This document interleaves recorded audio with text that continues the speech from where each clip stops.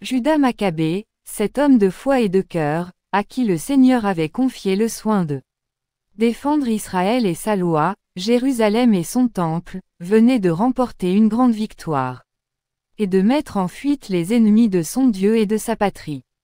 Le premier mouvement de ce guerrier, non moins pieux que brave, c'est foutre de ployer le genou pour rendre grâce au Dieu des armées. Puis, se relevant avec les siens, il vit autour de lui les corps de ses compagnons d'armes qui étaient morts, ensevelis dans leur triomphe, et alors, pénétré d'un saint respect pour les restes inanimés de ces braves, Judas les recueillit avec soin pour les déposer dans le sépulcre de leur père. Et enfin, songeant aux âmes de ces martyrs de la religion et de la patrie, il fit faire une collecte et envoya à Jérusalem 12 000 drachmes d'argent, afin d'obtenir un sacrifice pour les péchés des morts.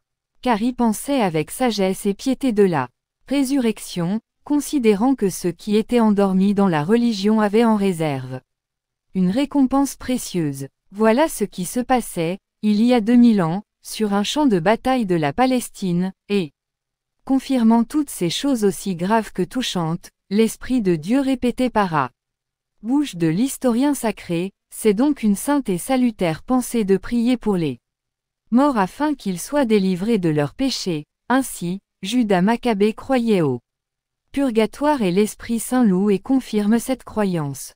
Hélas, où sont de nos jours les généraux d'armée, capables d'imiter cette pieuse conduite?